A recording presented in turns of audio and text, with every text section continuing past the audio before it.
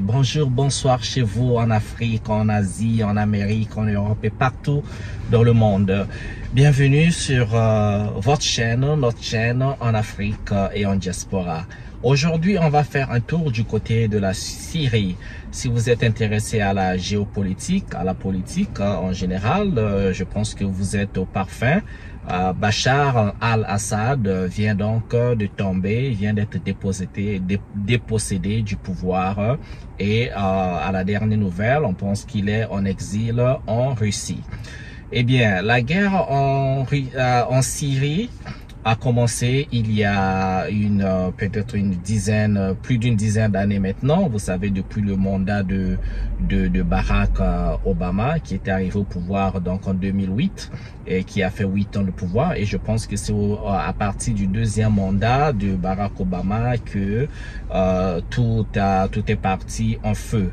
Mais il y a bien eu des précédents bien avant ça. Et on parle de la période où il y a eu vraiment des troubles, où l'armée américaine ou encore cette opinion occidentale a donc voulu faire partir Bachar en l'accusant d'un nombre de choses. Et parmi les choses qu'on a accusé Bachar al-Assad, c'était donc la suppression de son peuple, la dictature et surtout qu'il a utilisé des armes biologiques pour éliminer son peuple.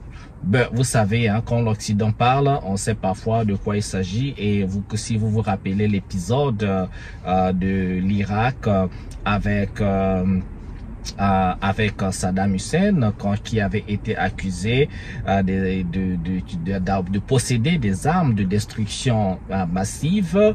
Et il y a eu même Colin Powell, le feu général américain, qui avait fait une conférence. Vous vous rappelez, au cours de cette conférence, il avait une fiole comme ça et à l'intérieur, il brandissait donc la preuve donc de l'existence des armes de destruction massive en Irak. Des années plus tard, ça s'est avéré très faux et bien sûr plus d'1 million d'Irakiens avaient été tués. George Bush qui a emmené donc cette guerre est tranquille chez lui au Texas. Aujourd'hui il est peintre, il n'y a pas de justice pour lui parce que c'était une guerre menée sur le mensonge. Tony Blair l'anglais également tranquille chez lui et il n'y a aucune personne, ni même Colin Powell qui est aujourd'hui décédé, il n'y a même pas eu, il y a personne, au fait, aucun officiel ni anglais ni américain a été porté en justice. Et avec Bachar, c'est un peu la même chose. Hein. Il a utilisé les armes bactériologiques pour tuer son peuple. Eh bien, Bachar n'est plus aujourd'hui, mais on se pose des questions parce que Bachar a autant duré au pouvoir à cause de la protection de la Russie. Saddam Hussein n'avait pas duré, n'avait pas cette protection de la Russie, n'a pas bénéficié de ça comme Bachar, et encore Mohamed Kadhafi de la Libye n'avait pas bénéficié de cette protection de la Syrie, et on a vu comment est-ce que Mohamed Kadhafi a été donc tout simplement zigouillé, il a été massacré. Vous connaissez l'histoire. Et donc, sous la protection de la Russie, Bachar a pu résister l'armée ou encore les milices américaines, la marine américaine, toute cette armée américaine et pendant très longtemps. Et il y a eu ceux dont on appelle les rebelles. Il a résisté les rebelles. Mais si vous avez une bonne mémoire, parce que je sais que dans cette histoire de géopolitique, c'est la mémoire qui compte. Et les gens aujourd'hui ont une très courte mémoire. Aujourd'hui, on parle de l'État islamique. Ok, c'est l'État islamique qui est arrivé au pouvoir, comme on dit. Mais d'où vient l'État islamique, qu'on appelle en anglais ISIS? Moi, j'ai une mémoire, je me rappelle bien pendant le mandat de Barack Obama, quand la guerre a commencé, au départ, on accusait même les Américains, le peuple américain disait Barack Obama, il n'intervenait pas assez, il n'utilisait pas assez la force pour pour intervenir dans les affaires étrangères et tout ça, jusqu'il est arrivé au moment où, quand toutes ces accusations ont commencé, bon, le gars, il a pris donc son courage pour intervenir militairement en Syrie. Donc, le narratif, c'était, oui, le peuple syrien s'est soulevé, après il y a eu la formation des rebelles. Un peu le même discours qu'on a tenu en Libye. Hein. Après, il y a eu la formation des rebelles, il y a eu plein de discours de Barack Obama qui disaient non, il faut aider les rebelles, il faut aider le peuple syrien, il faut réinstaurer la démocratie, la liberté d'expression, il faut donc donner de l'argent aux rebelles, donner des armes aux rebelles. Et ce qui fut fait, je trouverai les vidéos certainement dans une autre vidéo, parce qu'on va continuer encore avec une autre vidéo sur ce sujet. Au Barack Obama, il avait dit, il a donné les armes. Donc, bref, le mouvement islamique ISIS, l'État islamique là a été formé avec un grand soutien donc de l'administration de Barack Obama avec Hillary Clinton. C'est comme ça qu'ils se sont formés. Ils sont partis donc de la protestation de la population au mouvement rebelle et au mouvement islamique qui est plus tard devenu groupement terroriste. Mais les Américains ne négocient pas avec les terroristes, ne collaborent pas avec les terroristes, que subitement, ils sont devenus des alliés des Américains. Et donc, pendant longtemps, Bachar al-Assad a subi plein de coups. Il y a eu la débandade, il y a eu beaucoup de tueries. Damascus, je sais pas comment on dit en français là, Damascus, la capitale de la Syrie, est détruite. Il y a que des ruines là-bas et la population syrienne par millions se sont déplacés. Aujourd'hui, il y a près de 3 millions de Syriens qui habitent en Turquie, à Istanbul. J'avais fait un tour en Istanbul. Moi, j'ai vu, je vous assure, quand vous arrivez à Istanbul, surtout si vous êtes dans le quartier, on appelle le district qu'on appelle Esenyurt, là où il y a beaucoup d'Africains, parce que c'est un peu moins cher à habiter là-bas. Mais il y a plein de Syriens qui sont dans la rue en train de quémander de l'argent, des enfants, des femmes, des hommes. Et c'est vraiment la misère des populations syriennes là-bas. Et donc c'est cette guerre qui a occasionné donc le départ des Syriens en Turquie et dans les autres pays frontaliers de la Syrie. Alors, qu'est-ce que ça veut dire? Alors, tout à coup, la nouvelle est tombée brusquement que Bachar n'est plus, alors que Bachar était sur la protection de la Russie. Nous savons que la Russie aujourd'hui a un front. La Russie est occupée à combattre en Ukraine. La Russie encore a sa présence au Soudan. La Russie a sa présence un peu, je pense même au Yémen, un peu partout là où il y a les guerres, où la Russie veut aussi avoir ses intérêts dans cette sphère, dans cet échiquier géopolitique. Et est-ce que, on se pose la question, est-ce que la Russie a manqué une marque quelque part en ne protégeant pas Bachar? Est-ce que la Russie est tout simplement affaiblie? Ou bien est-ce que la Russie a trahi Bachar? Est-ce que la Russie a fait un traité comme ça avec les Américains? Est-ce que ce sont des questions, mais l'avenir nous le dira, parce que tout le monde se disait bon, Bachar après avoir résisté autant d'années sous la protection de la Russie, personne ne pensait qu'il allait tomber comme ça, quoique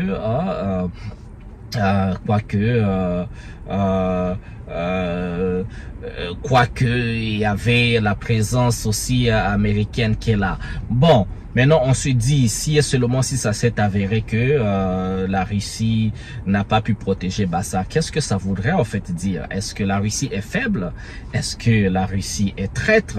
Est-ce que quel message aussi que ça porte? Est-ce que les Américains sont plus faibles, plus forts que l'Amérique est plus fort que la Russie?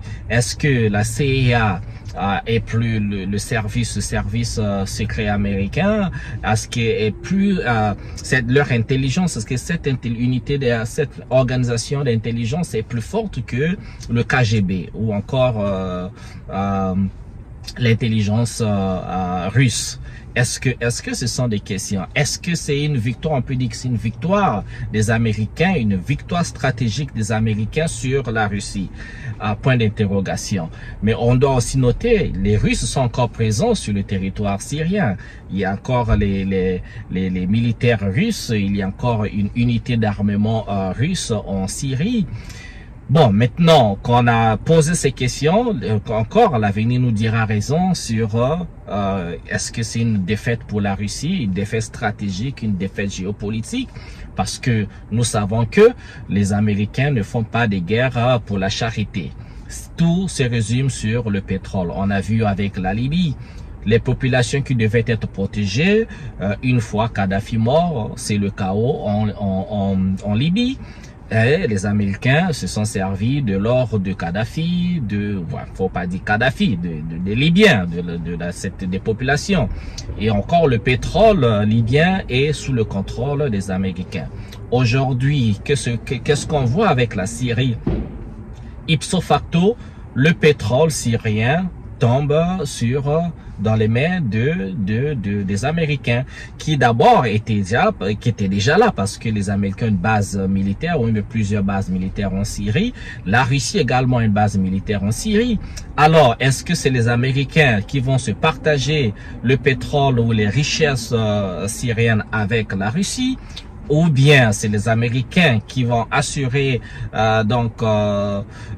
qui vont donc s'accaparer des richesses syriennes tout seuls, ou bien est-ce qu'ils vont partager ça avec leurs gars, les islamistes, hein? Parce que n'oublions pas l'histoire. Ces gars-là ont été soutenus, armés par les Américains. Ça, c'est l'histoire. Ok, allez sur YouTube, vous allez revoir l'histoire avec pendant le mandat de Barack Obama. Vous allez comprendre ça. On fera une vidéo sur ça. Alors, et la place des populations syriennes. On a vu beaucoup de liesses. Les populations syriennes qui sont un peu éparpillées dans le monde, ils se sont mis vraiment à jubiler de joie. Oui, le régime de Bachar est tombé. Ils sont très contents. Il y en a qui vont peut-être rentrer chez eux. On a vu des prisonniers libérés, ce qui est une très bonne chose. Moi, je me pose la question, ça va durer combien de temps? Parce que, vous savez, les Américains n'ont pas d'amis. Comme disait Henry Kissinger, être l'ami des Américains, c'est dangereux. Être l'ennemi des Américains, c'est fatal. Alors, quelle est donc la place des populations? On a vu le même discours avec la Libye. Oui, on va protéger les populations. L'OTAN qui devait protéger la population libyenne, l'OTAN est partie. La population, c'est la précarité en Libye. On ne sait même pas qui est président en Libye. On n'en parle même plus. La Libye qui était un Eldorado est devenue un enfer. Alors, les Syriens, les populations, oui, ils sont en train de jubiler, mais cela veut dire quoi? Est-ce que la Syrie va devenir un État démocratique au sens des Occidentaux? Est-ce que ça va continuer à être un État islamiste, bien sûr, musulman, parce que c'est en majorité musulman, mais dans quel sens? Est-ce que les islamistes viendront avec leurs lois comme comment ils appellent ça, la charia, je pense bien, avec, vous savez, hein, les règles rigides de l'islam, ou même pas de l'islam. Moi, j'appelle ça inventé, parce que celui qui a lu le Coran connaît c'est quoi l'islam, qui prône les valeurs humaines, bien sûr. Mais quand on arrive avec des gens qui veulent voiler les femmes, qui veulent enlever tous les droits aux enfants, tout ce qui veut s'exprimer, est-ce que c'est sur ça qu'on va retomber, sur voilà quoi, cet enfer qu'on a installé en Libye, et cet enfer aujourd'hui qu'on voit, on a vu en Afghanistan, parce que les Américains étaient restés en Afghanistan pendant 20 ans. Et après, en 2 semaines, quand Donald Trump avait décidé de retirer les troupes américaines de l'Afghanistan, il a suffi de 2 semaines pour que les talibans reprennent le pouvoir en Afghanistan. Alors, qu'est-ce que ça veut dire pour la Syrie? Eh bien, j'ai que des questions pour l'instant, j'ai pas de réponses. On va voir dans les mois qui suivent ce qu'il en découdra. Moi, par contre, pour finir, je suis juste un peu triste parce que c'est c'est le même théâtre, c'est les Occidentaux, c'est les Américains, c'est les Russes qui sont en train de se battre sur les pays des autres, bien sûr. Hein. Ils jettent les bombes dans les pays des autres, c'est les populations d'autres pays qui sont des bandades. Les missiles, les bombes ne sont pas jetés en Amérique, ça tombe pas là-bas. C'est toujours le même, c'est le même schéma. On vient, on crée un dictateur, on crée des terroristes. Voilà, on contrôle le pétrole, on contrôle les richesses, on fait venir les richesses pour nourrir les Américains. Et tous ces gens-là, c'est le chaos. C'est le chaos en Syrie aujourd'hui. Erdogan en Turquie résiste, bien sûr, parce que les coups d'État, il a échappé à plein de coups d'État. Quand on voit aujourd'hui le Liban avec Israël, c'est le chaos. La Palestine, n'en parlons pas. Le Yémen et tous ces zones-là. Et franchement, moi, c'est ce qui m'attriste. Et encore, ce qui m'attriste dans ça, c'est de voir l'incompétence et l'inexistence quasiment de la Ligue arabe. La Ligue arabe ressemble à l'Union africaine. Pendant que les Arabes devaient être unis, non, quand on attaque un pays arabe et tout, chacun pour soi, c'est Dieu pour tous, comme on dit. Vous ne verrez pas ça avec l'Union européenne. Si vous attaquez un membre de l'OTAN, eh bien, vous attaquez à tous les pays signataires de l'OTAN, des chartes et au pacte de l'OTAN, il faut dire parfois comme ça. Et la Ligue arabe est où? Quand on attaque un pays arabe, eh bien, c'est comme ça, l'Arabie Saoudite n'est pas là, le Qatar n'est pas là, les Arabes, les Émirats Arabes Unis ne sont pas là.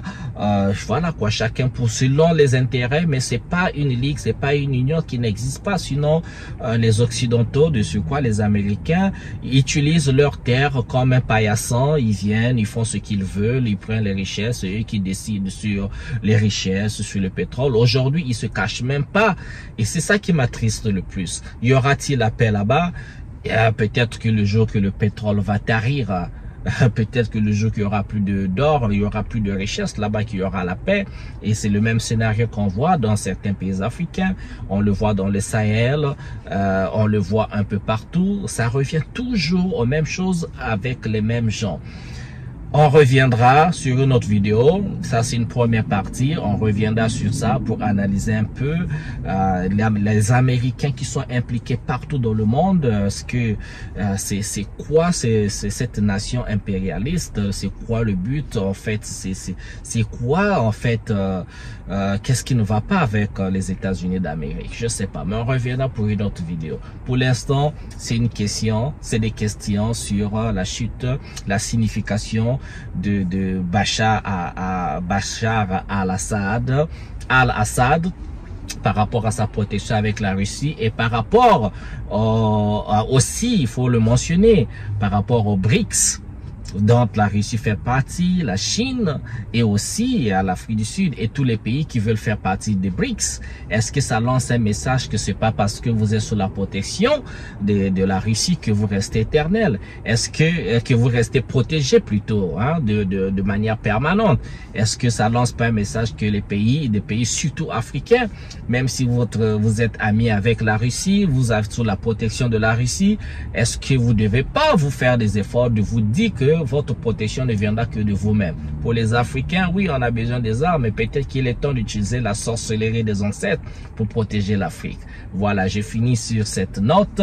On va se retrouver sur une autre vidéo sur le sujet. Merci de m'avoir suivi. Laissez les commentaires comme ça, des j'aime, partagez si vous voulez. Ça, j'apprécierais bien.